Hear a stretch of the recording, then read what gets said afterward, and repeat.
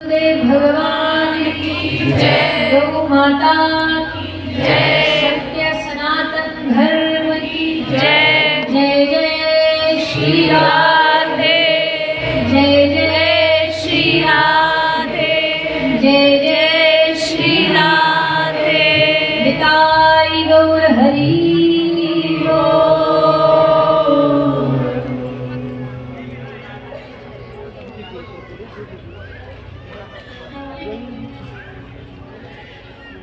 Hello everyone, Radhe Radhe सभी को। तो कैसे हो आप सब? आई होप सब अच्छे होंगे। मैं भी एकदम से बढ़िया हूँ। तो स्वागत है आप सबका मेरी नई वीडियो में, नए दिन के साथ और नई शुरुआत के साथ।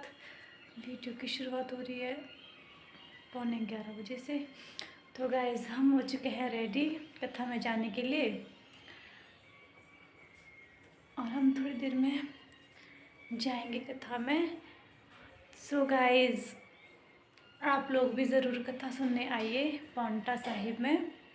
आके आपको मैं पंडाल में मिलती हूँ, आपको वहाँ पे वीडियो शूट करके दिखाऊंगी। तो आप सब लाइव तो नहीं, लेकिन वैसी वीडियो दिखा पाऊँगी, मैं आपको अपलोड कर दूँगी। तो गाइज़ आप लोग भी आना और कथा को श्रवण करना। और आप सभी से, आसपास के लोगों से निवेदन है कि आप सभी भी कथा को सुनने आइए। बहती गंगा में आप भी डुबकी लगाइए। तो गाइज मैं कल भी डुबकी लगाई थी, जब कल कलश यात्रा हुई थी। आज भी डुबकी लगाने जा रही हूँ, तो आप लोग भी ज़रूर आना। पूरे 7 डेज जाऊंगी और पूरे 7 डेज जाऊंगी मैं तो आप भी ज़रूर आना कथा सुनने। और इस बार सिरमौर पांवटा साहिब में हमें सौभाग्य से कथा सुनने का मौका मिला है, वो भी श्री देवी जी के, और वो भी श्री चित्रलेखा देवी जी के माध्यम से। तो गाइज़ आप सभी लोग तो उनको वैसे भी जानते ही होंगे, आप उनसे फेस टू फेस ना मिले हो, लेकिन आपने यूट्यूब चैनल उनका उस पे यूट्यूब पे आपने उनकी कथा सुनी होगी, तो आप वैसे भी सभी जानते होंगे। तो गाइज़ आप सभी भी कथा में आइए और कथा का आनंद लीजिए।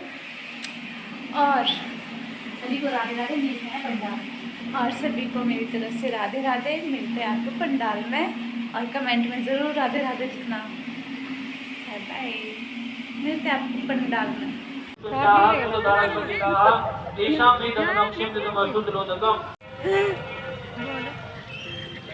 तो गाइज हम पहुंच चुके हैं पंडाल में। आप देख सकते हो किस तरह से यहाँ पे आयोजन किया गया है।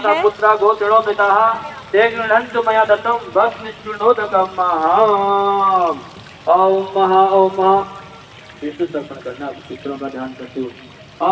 भीष्मः शांत नवो वीराः सत्यवादी प्रियाः धीरे धीरे दो वामनोतु पुत्र पौत्र पिता प्रिया। तो गाइज आप देख सकते हो पंडाल को बहुत अच्छे से सजाया गया है। ऐसा लग रहा है कि जैसे हम वृंदावन ही आ गए हों।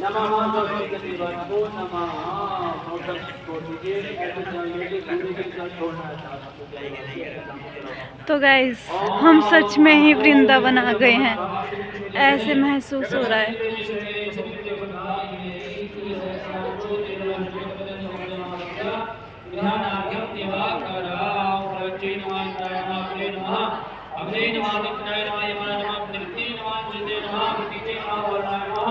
मम्मी सभी को। तो गाइज आप सभी भी पंडाल में आइए, पांवटा साहिब आइए और श्रीमद् कथा का आनंद लीजिए। तो हम पंडाल में पहुंच चुके हैं, आप देख सकते हैं। ओम प्रमादात्मना कर्मकृष्ण वेदोदीयत स्मरणत देवदत्तोः संपूर्णं जगति शुचिः यस्य समस्या नाम अत्यंत उपजया एकप्यभ्यो यूनं संपूर्णां यत् समर्पितं यत्।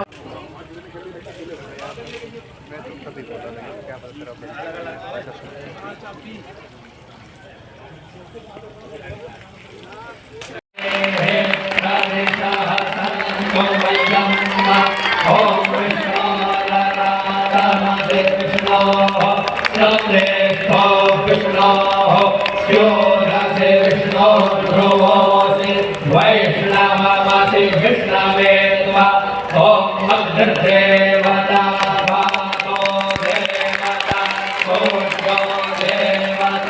देवता चंद्रमा देवता वसवो देवता रुद्रा देवता दित्या देवता मरुतो देवता विश्वे देवा देवता बृहस्पतिर्देवतेन्द्रो देवता वरुणो देवता ॐ तन्वारि शृङ्गात्रयो अस्य पादा द्वे शीरेखे सप्तहस्तासो अस्य त्रिधा बद्धो वृषभोरो रवीति महो देवो मर्यान् आविवेश नमः शम्भवाय च मयो भवाय च नमः शङ्कराय च मयस्कराय च नमः शिवाय च शिवतराय च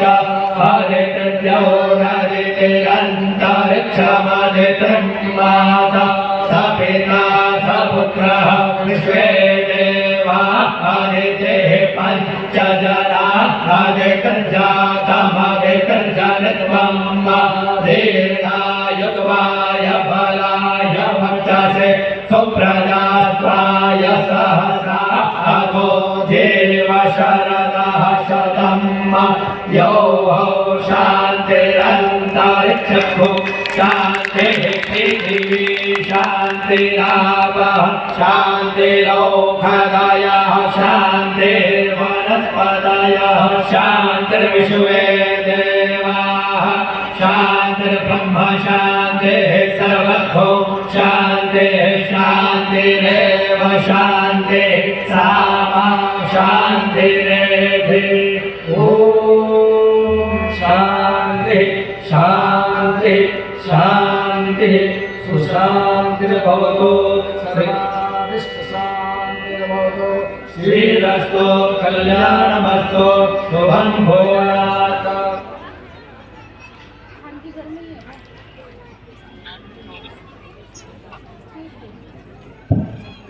बोलिए वृंदावन बिहारी लाल की भागवत महापुराण की सद्गुरुदेव भगवान की जय जय श्री राम। हमारे बीच में पूज्य देवी जी का आगमन हो चुका है। एक बार सभी लोग जोरदार तालियों से पूज्य देवी जी का स्वागत अभिनंदन वंदन करेंगे। आज प्रथम दिवस की पावन मेला में हम और आप सब लोग कथा में प्रवेश करेंगे। उससे पूर्व सभी से मेरा निवेदन है, श्री श्याम सखा मंडल जो ये सुंदर आयोजन आप सब लोग इसका दर्शन कर पा रहे हैं, कुछ ही देर में हम और आप सब लोग पूज्य देवी जी का वाणी का लाभ लेंगे। उससे पूर्व मैं निवेदन करूंगा, हमारे बीच में एसडीएम साहब भी यहाँ पर उपस्थित हैं, तो मैं निवेदन करूंगा आरती के लिए आप एवं पूजन अर्चन के लिए व्यासपीठ की ओर बढ़ेंगे। श्री श्याम सखा मंडल से मेरा निवेदन है, व्यासपीठ का पूजन अर्चन करेंगे। अंकित अग्रवाल जी एवं आपकी भार्या, आपसे मेरा निवेदन पूजन अर्चन करके, और साथ में हमारे एसडीएम साहब भी हैं, आपसे भी मेरा निवेदन है कृपया आरती के लिए मंच पर पधारेंगे।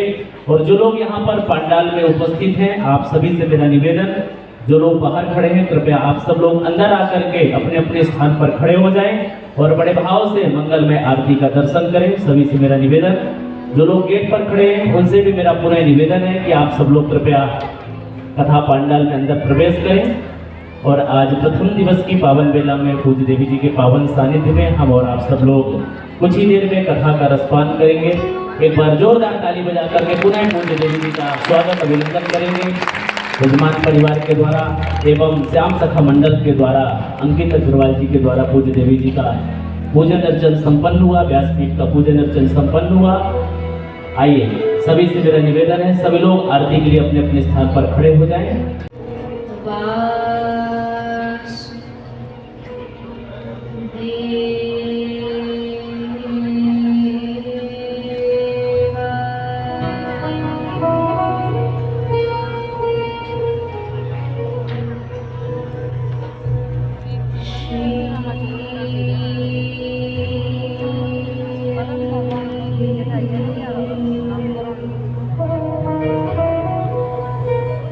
Krishna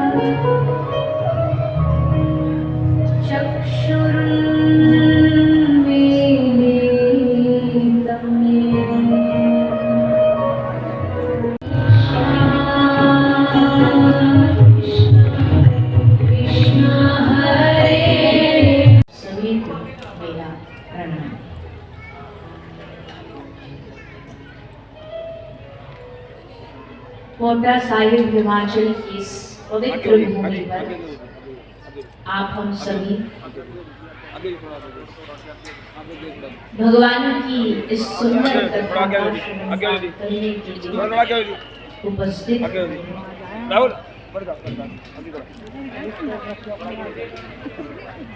या भी तो कथा ही चालू नहीं हुई, अभी से तुम आगे सरकने लगे। हो जाए, हल्ला नहीं करो, आराम से शांति से। कथा आरंभ हो चुकी है, ये काम कथा से पहले करना। सबके आगे थोड़ी बहुत जगह है तो सब थोड़ा थोड़ा सा आगे आगे, बिना उठे जहाँ है वहीं थोड़ा थोड़ा सा आगे आगे।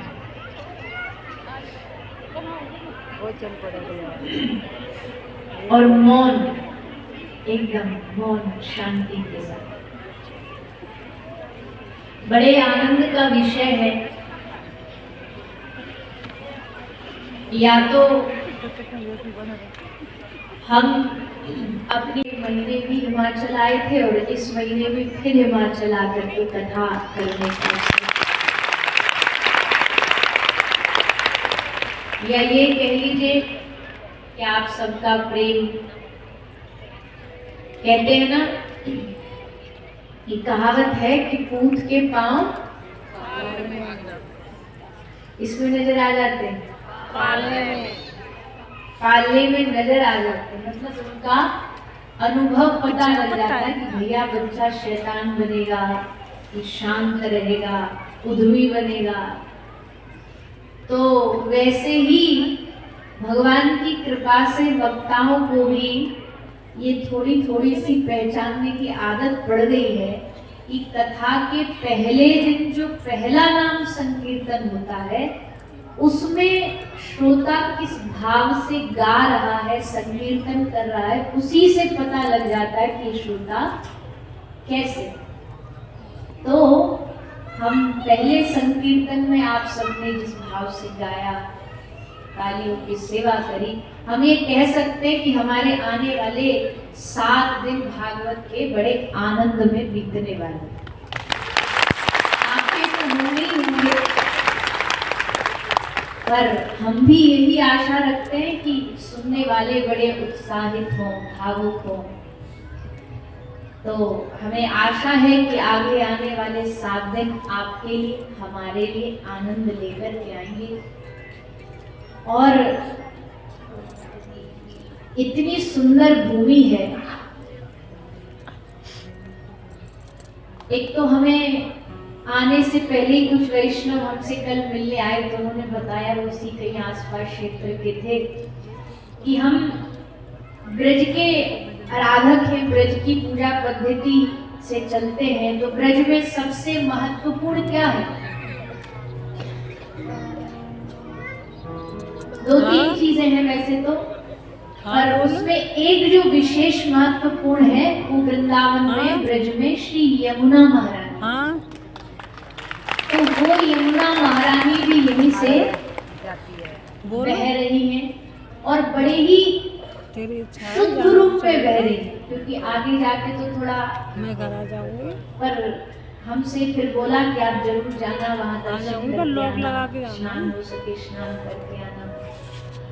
तो हमको बड़ा आनंद हुआ। और ये खुशी की बात भी है कि हमारा, खुशी तो क्या बात है, पर है तो है भैया, बदल तो सकते नहीं।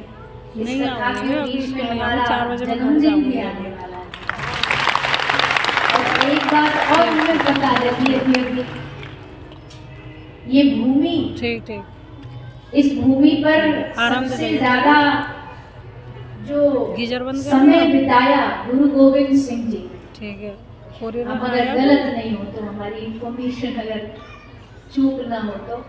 हाँ और हाँ। हमको ये बताया गया, मतलब हमारे और दूसरा परिवार आया? के द्वारा, कि तिथि के अनुसार हमारा जो जन्म हुआ आ था गया? वो गुरु गोविंद सिंह जी के जन्मदिन पर ही हुआ। तिथि से, आपको तिथि से वैसे आता नहीं, सब तारीखों से मनाते हैं, तो हमने एक और कनेक्शन पकड़ लिया। चलो बढ़िया, इसका मतलब है सारी चीजें जो हैं वो शुभ की ओर इशारा कर रही हैं।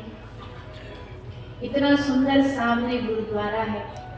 अच्छा, हम 2 जगह हिमाचल आए, एक ऊना आए थे और एक कोटा साहिब आए कथा करने, और दोनों ही जगह कुछ ना कुछ हिमाचल तो आए पर आधा की हिमाचल का था, आधा पंजाब का था। ऐसे लगता पंजाब में बैठे हो। तो यहाँ भी वैसे ही अनुभव हो रहा है, क्योंकि सामने ही उन्हीं के चरण शरण में हम बैठे हैं, गुरुद्वारे के एकदम सामने। तो हमें लगता है कि कृपा उधर से भी आ रही है, और 7 दिन यहाँ भागवत जी से भी कृपा आएगी, और आप सब लोगों को 7 दिन इस कृपा की बारिश में भीगना। भीगने का नाम सुन के वैसे ऐसी ठंड में डर तो लगता है। अच्छा देखो, भगवान भी हमारी पूरी ठंडी भगवान ने दिसंबर जनवरी की बाहर निकलवा दी। अहमदाबाद, बम्बई, लोनावाला, तो वहां तो एसी चल रहे थे। भगवान ने कहा लो अब आओ हमारे हिमाचल, अब हम बताते ठंड क्या होती। कल हम आए तो ऐसे से शरीर, यहाँ तो फिर भी बड़ा अच्छा लग रहा है, यहाँ तो गर्माहट है, शायद लाइट वाइट के कारण। कमरे में तो ऐसी ठंडी पड़ रही है, हमारा कुछ नहीं। पर चलो, ऐसी ठंड में पानी में भीगने से तो आदमी डर सकता है, लेकिन भगवान की कथा के रस में भिगोने के लिए, इस बारिश में भीगने के लिए ही आप सब यहाँ 7 दिन के लिए आकर के बैठिएगा कि ठाकुर जी हे शिव, ठाकुर जी हे श्री जी, हम पर ऐसी कृपा करो कि 7 दिन बारिश बरसे आपकी कृपा की, और उस बारिश में हम सब यहाँ बैठ करके भीगे। ये 7 दिन कोई 7 दिन नहीं होते, कोई नॉर्मल तिथियां तारीखें नहीं होती। ये हमारे जीवन के बड़े बड़े उत्तम, श्रेष्ठ और भगवान की कृपा से गिने चुने गए दिन हैं। अस्तित्व चुनता है, हम नहीं चुनते। अस्तित्व चुनता है कि कौन कब कहाँ किस समय उपस्थित होकर के भगवान की कथा सुनाएगा, और सुनने के लिए कौन आएगा। सुनने, सुनाने, कराने, सब जितनी भी प्लानिंग है, इंसान क्या समझता, हमने प्लान किया, हमने व्यवस्था बनाई। यहाँ बड़ी अच्छी बात है, शाम सखा मंडल परिवार के द्वारा हर बार नाम संकीर्तन होता है, कुछ ना कुछ भजन इत्यादि होते हैं। इस बार 7 दिन की भागवत कराने का उनका मन हुआ, पर मन हुआ ये दूसरी बात है, मन बनाया गया ये पहली बात है। और वो मन बनाने वाला भी कोई और नहीं है, वो बैठा बैठा ही सबके मन में ये बीज डाला कि ये यहाँ होना चाहिए, इस तारीख को, इस घड़ी को, इस मुहूर्त को होना चाहिए। वो निश्चित करता, उनकी कृपा निश्चित करती। तो आप सब लोग भगवान की कृपा प्राप्त करके यहाँ आए हो। अक्सर हम कई बार जीवन में, अपने जीवन की परेशानियों में इतने परेशान होते हैं कि हमारा मन कहता है, राम कैसा जीवन दिया भगवान ने, इससे बढ़िया तो होता ही नहीं, इससे बढ़िया तो जीते ही नहीं, इससे बढ़िया तो जन्म ही नहीं मिलता। पर फिर जब उस जीवन में कभी थोड़ी देर बैठ करके भगवान की कथा सुनने का अवसर मिलता है, उनका कीर्तन करने का अवसर मिलता है, तब समझ में आता है कि ये जीवन भगवान ने किसके लिए दिया था। उन सब झंझटों के लिए नहीं दिया था। भगवान ने जीवन इसलिए दिया था कि आप पोंटा साहिब में बैठ करके 7 दिन तक मेरी कथा सुनो, इसलिए जीवन मिला, इसलिए उन्होंने हमें मौका दिया, अवसर दिया। अब भैया अवसर कभी कभी ही मिलता है, आप हम सबको अब मिला है। इस अवसर का हम सबको लाभ लें, सत्संग में डूब करके, संतों के सानिध्य में। विप्रगण यहाँ विराजे हैं, इतने सारे भक्त वैष्णव विराजे हैं। कईयों के माथे पे तो ऑलरेडी चंदन लगा हुआ है, जो बचे कुछ उनके यहाँ फिर से ठप्पा लगा दिया गया है। और होना भी चाहिए, कथा में आओ तो लगना चाहिए कि भाई जब आप घर पहुंचो तो घर वालों को पूछना ना पड़े कहाँ से आए, माथे का ठप्पा देख करके समझ जाएं जरूर कहीं अच्छी जगह से आए। अब भैया आप किसी इत्र की दुकान से निकलोगे ना तो खुशबू तो आएगी, पता तो लग ही जाएगा कि भाई किसी खुशबूदार जगह से आया है। तो वैसे ही जब भगवान की कथा में आओ तो जाते समय घर वालों को महक आनी चाहिए कथा कि भाई कथा से आया है, परिचय देना ना पड़े, पता लग जाए। अच्छा कई लोग क्या करेंगे, यहाँ कथा सुन के जैसे घर गए, मतलब अब कोई माता सासू माता यहाँ से सुन के घर गई और जा करके देखा कि अभी भोजन नहीं बना, फिर दे ऐसे बर्तन मारेगी, ऐसा कटाक्ष सुनाएगी। अब बहू ये सोचती है बैठ एक कथा सुन के आई, क्या सुन के आई, या तो व्यास जी बेचारे फेल हो गए, कोई ऐरा गहरा व्यास आ गया नत्थु ठहरा जिसको कुछ आया ही नहीं सुनाना, और या ये बस ये सुनने उनने तो कुछ नहीं गई, वो काम धाम से बचने के लिए वहां पर बैठने चली।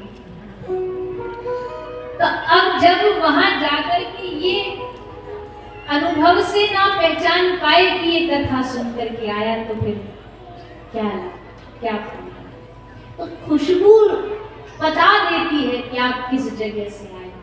वैसे कथा श्रवण करके, सत्संग सुन करके, ये जैसे फूलों का बगीचा होता है ना, वैसे ये कथा भी हमारे संतों की, भक्तों की खिलाई हुई बगीचा है। और इसमें आप सब जो आए हैं ना, ये सब चुनने आए।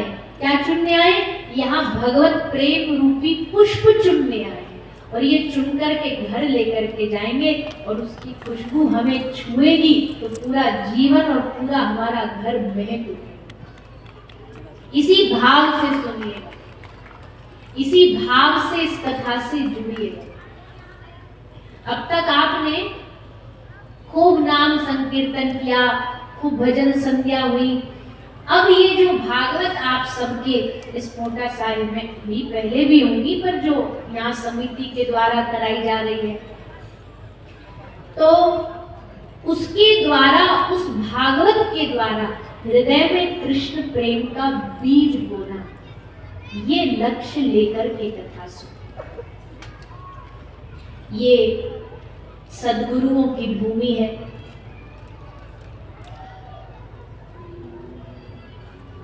भागवत आरंभ करें उससे पहले हम इस भूमि को एक पंक्ति के द्वारा प्रणाम करना चाहते हैं। गुरुओं की भूमि है, सद्गुरु की भूमि है। प्रार्थना करें अपने अपने गुरुदेव से कि हम पे ऐसी कृपा हो कि ये 7 दिन हम कृष्ण भक्ति में भीग जाए, हमारा जीवन भीग। सतगुरु होए दयाल सरदा पूरिए, सतगुरु होए दयाल ना कबहू जूरिए, सतगुरु होए दयाल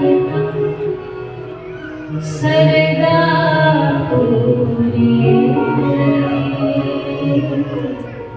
सतगुरु होए दयाल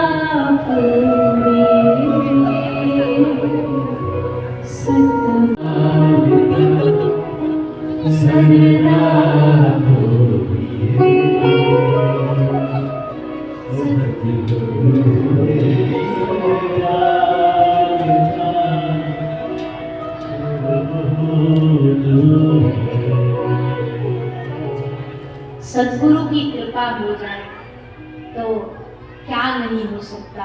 सद्गुरु की कृपा जीवन बदलती है, सद्गुरु की कृपा ही जीवन में भगवान को लाती है। भगवान स्वतः ही नहीं आते, भगवान अपने आप नहीं आते। उनको लाने के लिए सद्गुरु का आश्रय होना बहुत जरूरी है। ऐसी सद्गुरुओं की ये भूमि और इसकी महिमा बीच बीच में स्मरण करते रहेंगे, बोलते रहेंगे, क्योंकि भूमि का अपना महत्व होता है। एक बार भगवान महादेव कहीं से जा रहे थे, माता पार्वती के साथ जा रहे थे, तो मैया ने देखा कि महादेव हाथ जोड़ के प्रणाम कर रहे हैं। तो माता ने पूछा कि प्रभु एक खाली जगह है, यहाँ तो ना कोई मंदिर, ना गुरुद्वारा, ना कुछ, क्यों प्रणाम कर रहे हो?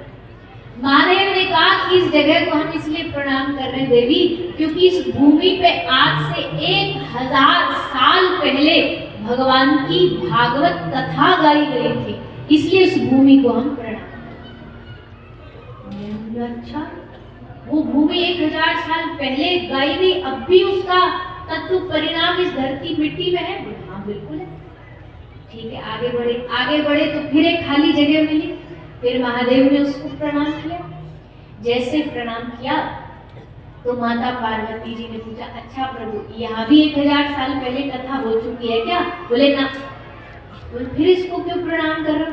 बोले इस जगह पर 1000 साल बाद भगवान की कथा होने वाली है, इसलिए इस भूमि को प्रणाम कर रहे हैं। यानी कि जो भूमि भगवान की कथा के लिए लिखी जाती है ना, आज लग रहा होगा, कई बार ऐसा होता है, बोले हम तो भैया परमिशन लेने गए थे, फलाने ग्राउंड की मिली नहीं, सरकार ने, गवर्नमेंट ने, प्रशासन ने परमिशन नहीं दी, पर असल में परमिशन प्रशासन ने कैंसिल नहीं करी, परमिशन कहीं और उसने पहले से दे रखी है कि इस जगह कथा होगी, ये वाली जगह पर, इस भूमि पर कथा होगी। वो स्थान, वो तारीख सब निश्चित होता है। हमें अचानक से देखने को मिलता है, पर अचानक कुछ नहीं होता। आप सब भी यहाँ अचानक नहीं आए, कई लोग ऐसे ही आते हैं। भाई कई बार हमसे लोग आके मिलते हैं, हम तो मार्केट जा रहे थे, इसका हम बोर्ड देखा तो हम कथा में आ गए। अरे तुमने अचानक देखा, और ठाकुर जी ने निश्चित कर रखा था कि इसको मेरी कथा में एक दिन जरूर भेजो। भगवान पहले से निश्चित करके रखते कौन कहाँ पहुंचने वाला है, ये सब। अच्छा, दो, एक होता है भाग्य, प्रारब्ध, और एक होता है कृपा।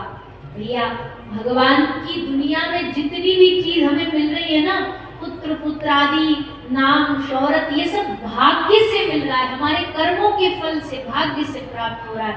लेकिन यहाँ कोटा साहिब में बैठ करके, इस पंडाल में बैठ करके भगवान की भागवत सुनने का सौभाग्य भाग्य नहीं दे सकता है, ये तो केवल और केवल भगवान की कृपा दे सकता है। तो बताओ, भगवान की कृपा है कि नहीं है? बोलिए ना। अब तो नहीं गिरती है ना। से बुला रही हूँ, जन्मों से बुला रही हूँ, कोई तो निष्ठा जरूर होगा, कोई तो निष्ठा जरूर होगा।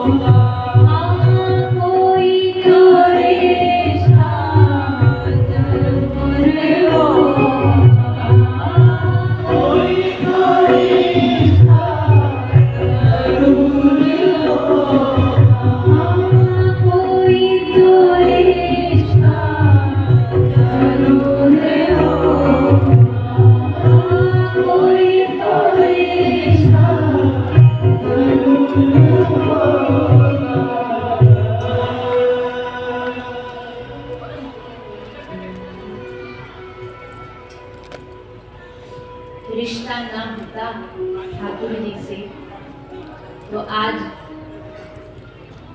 यहाँ उनकी कथा सुनने न बैठे होते, कथा सुन ना रहे होते, उनको याद ना कर रहे होते।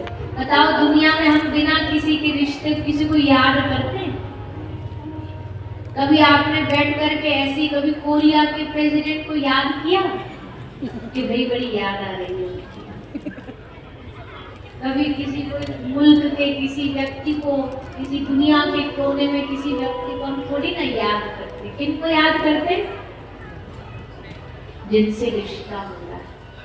ठाकुर जी देखी जाए तो कितनी दूरी है, पता नहीं। अगर आप ज्योग्राफिकली अगर देखो, भूगोल में देखोगे तो भगवान का जो धाम है गोलोक धाम, हमारे गौड़िया संप्रदाय में वो कहाँ है बताया गया है, कैसे लोक है, लोक के ऊपर कौन सा लोक है, फिर वैकुंठ है, फिर ये है, फिर साकेत। ऐसे अगर देखोगे किलोमीटर में गिनोगे तो महाराज सबरी जीवन कितने ऐसे लाखों करोड़ों जीवन में निकल जाए ना तो भी भगवान को ना पा सकते। दूर इतने और पास इतने कि अभी आंख बंद करो तो हृदय में सांस के रूप में, धड़कन के रूप में आपको महसूस हो जाए। दूरी इतनी और नजदीकी इतनी कि हर पल याद आ सकते हैं। कोई तो रिश्ता जरूर होगा। अगर वो याद आ रहा है तो किसी संबंध से याद आ रहा है, किसी रिश्ते से याद आ रहा है। और कभी कभी है मन है कि इसको संसार को याद रहता। भगवान अच्छी लगी आपकी कथा और हमने जीवन में पहली बार भागवत कथा सुनी है 7 दिन तक। हमने कल ले सबरा जीवन निकाल दिया, हाथ में लड़कियां आ गई, बाल सफेद हो गए, आंख में चश्मा लगा, दांत नीचे गिर गए। तुम पहली बार भागवत सुन रही हो? तो भैया हम सबसे कहते हैं कि पहली बार में अगर सुन भी रहे हो ना तो पहली बार में ऐसी सुनो कि ये तुम कथा को पकड़ो ना पकड़े पर कथा तुम्हें पकड़ ले और कभी जीवन में छोड़े ही कभी न छोड़े। और ऐसा होता है, कई लोगों को हमने देखा है, जैसे नशेड़ी को नशे की तलब लगती है ना, मदिरा पीने वाले को मदिरा की इतनी तलब लगती है कि उसको तुम पैरों में गिड़गिड़वा लो, कुछ भी कर लेगा दे दो। और नहीं तो वो नशे में इतना धुत बावरा हो जाता है, वो खांसी की दवाई पी लेगा, कटक की पूरी उसी को पी लेगा। और किसी भी तरह बस ये कई लोग हंस रहे हैं कि हाँ शराब की बात। आपके जीवन में भी कई लोग को और वैसा नशा नहीं होता, पर कई तो यहाँ ऐसे जरूर होंगे जिनको चाय की तलब होती है कि नहीं? अरे सर में दर्द हो रहा है बड़ी जोर का, थोड़ी चाय पिला दो। क्यों? ये कोई टैबलेट है कि चाय से दर्द ठीक हो जाएगा? अच्छा, कई लोग कथा में आते तो एक राउंड लगा के आते हैं, हम भी चाय पीते हैं, हम मना नहीं कर रहे, हम भी पीते हैं, पर ऐसा नहीं है कि नहीं मिलेगी तो मर जाएंगे। मिल जाती है तो बढ़िया ही रहता है, कोई कह दे कि जी नहीं है तो वो भी कोई बात नहीं। पर वो नशा ऐसा होता है ना कि आदमी न मिले तो शरीर कांपने लग जाएगा, सर दुखने लग जाएगा, नींद नहीं आएगी। ऐसा ही श्री भागवत के प्रसंग में ध्रुव जी ने मांगी है ये वरदान। ध्रुव जी ने मांगा था भगवान से कि प्रभु दुनिया मांगती है कोठी बंगला बनवा दो, दुनिया मांगती है राज्य पे बिठा दो, मैं आया तो ये मांगने था कि मुझे गद्दी मिल जाए, पर अब भूल गया वो सब। अब गद्दी नहीं चाहिए, अब राजा नहीं बनना, तो तुझे चाहिए क्या? तो श्री ध्रुव जी महाराज कहते हैं मुझे ऐसा अपने सत्संग का नशा लगा दो कि मैं आपकी कथा के बगैर जी न पाऊं। ऐसा मेरे भीतर तलब है।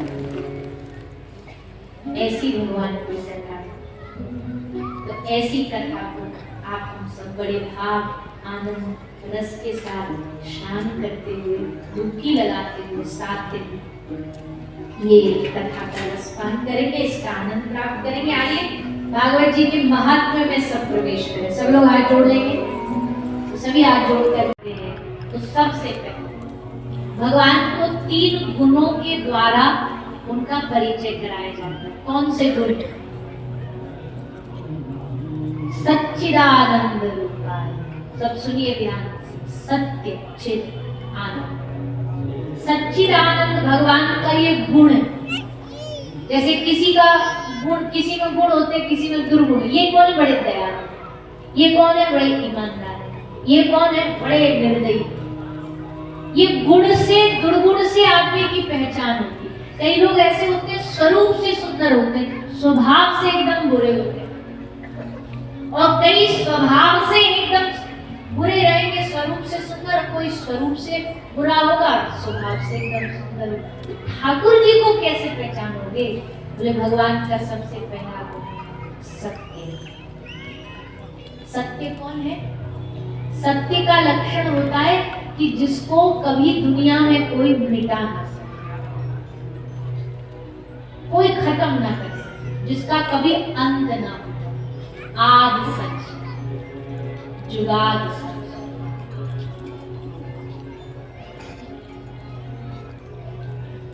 जो सत्य है, जो परम है, जिसका कोई अंत ना हो, उसको भगवान का। भगवान के जो लक्षण है, षड गुण संपन्न जो होता वो भगवान। सब कोई भगवान नहीं बन सकता। भगवान के जिनमें षड ऐश्वर्य संपन्न युक्त होगा वही भगवान। जो सत्य होगा वही भगवान होगा। अब इस दुनिया में कोई सत्य है? बोलिए ना। हम इंसान से खरीदते हो ना, तो उसकी भी कम से कम 5-6 महीना की तो गारंटी वारंटी आती है साथ में। और ये मनुष्य जीवन एक ऐसा जीवन है जिसकी कोई वारंटी साथ नहीं आती। एक 5 रुपया की ट्यूब भी खरीदोगे तो उसमें पीछे एक्सपायरी डेट लिखी होगी कि भैया ये इस डेट तक तो सही रहने वाली है, उसके बाद भरोसा नहीं। मनुष्य की एक्सपायरी डेट होती है कुछ? अच्छे खासे कहीं निकलते घर से काम से और पता चले रास्ता में टिकट कट गई, हो गया जय सीताराम। कोई एक्सपायरी डेट नहीं, कोई भरोसा नहीं। क्या भरोसा है इस जिंदगी का, साथ देती नहीं ये किसी का। सांस रुक जाएगी चलते चलते, समा बुझ जाएगी जलते जलते, दम निकल जाएगा रोशनी का, साथ देती नहीं ये। तो मनुष्य जीवन तो सत्य हो ही नहीं सकता। हर रोज लाखों लोग मरते, हर लोग लाखों किसी अपने को खोते, इसलिए ये असत्य, शरीर असत्य। चलो शरीर असत्य मान लिया, पर जिस शहर में हम रहते हैं, जिस प्रदेश में हम रहते हैं, हिमाचल प्रदेश, वो स्टेट तो सत्य होगा ही। जिस देश में हम रहते हैं वो देश तो सत्य होगा ही, हाँ के नहीं? बोलिए ना जी। वाह भैया। जिस राष्ट्र में हम रहते हैं, जिस देश में हम रहते हैं, वो भी सत्य नहीं। क्यों? क्योंकि पहले नहीं था, आज है। महाप्रलय के बाद ये भी नहीं रहेगा। जिस धरती पर हम रहते हैं वो धरती भी सत्य नहीं, क्योंकि एक दिन महाप्रलय आएगा, सब शून्य हो जाएगा, कोई कुछ भी शेष नहीं बचेगा। न मानव, न व्यक्ति, न वस्तु, न संसार, सब शून्य हो जाएगा। लेकिन सब शून्य होने पर भी बस एक ही बचे, एक बचे। और वो एक क्या होगा?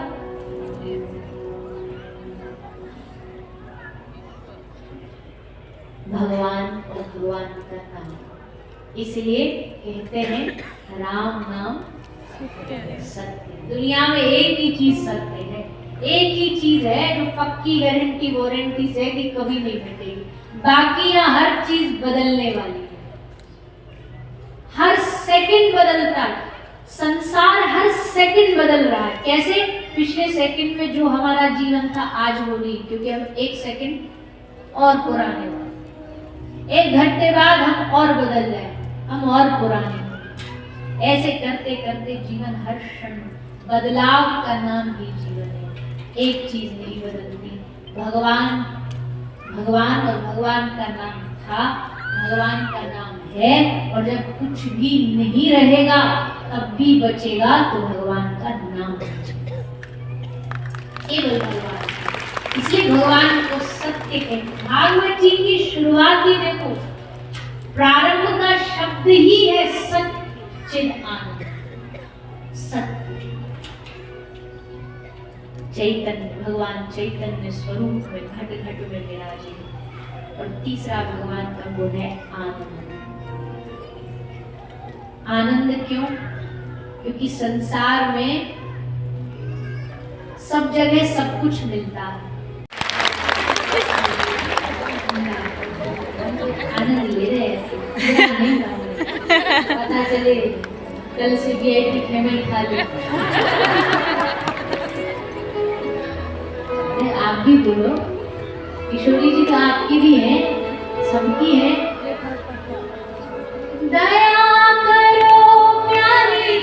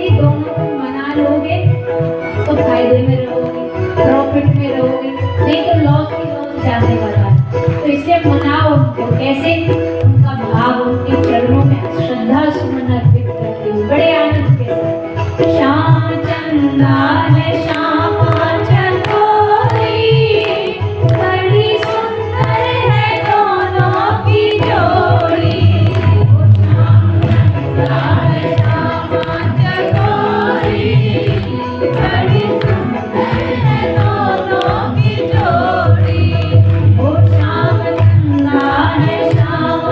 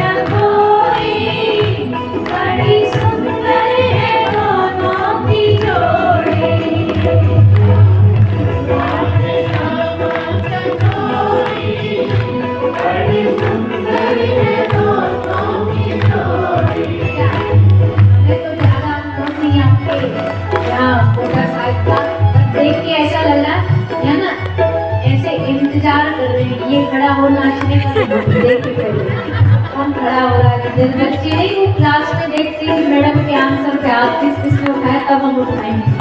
अरे ठाकुर जी को भी जाना है।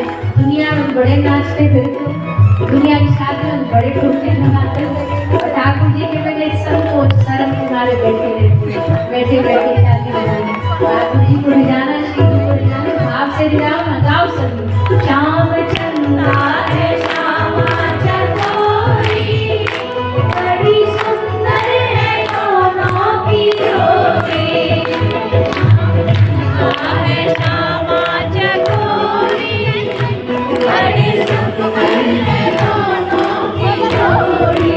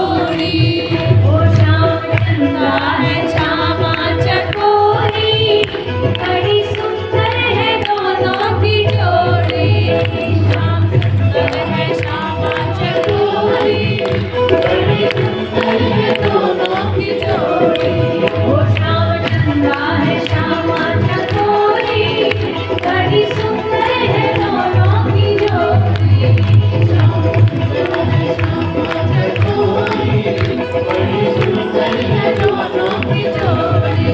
वो श्याम चंदा है श्यामा चकोरी, बड़ी सुंदर है दोनों की जोड़ी।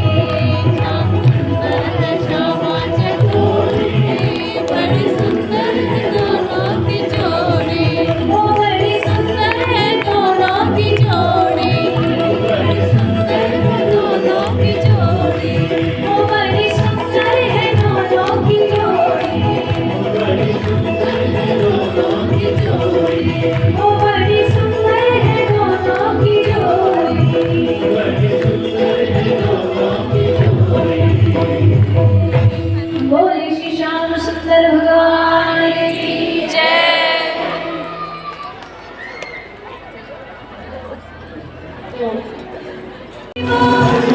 हरि बोल, हरि बोल, हरि बोल, हरि बोल, हरि बोल, हरि बोल प्रेमानंदे विनायक बोल, हरि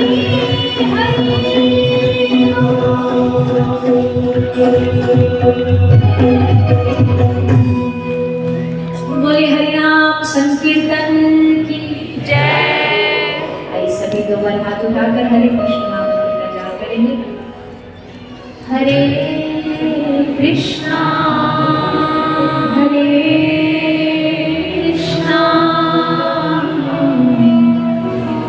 कृष्णा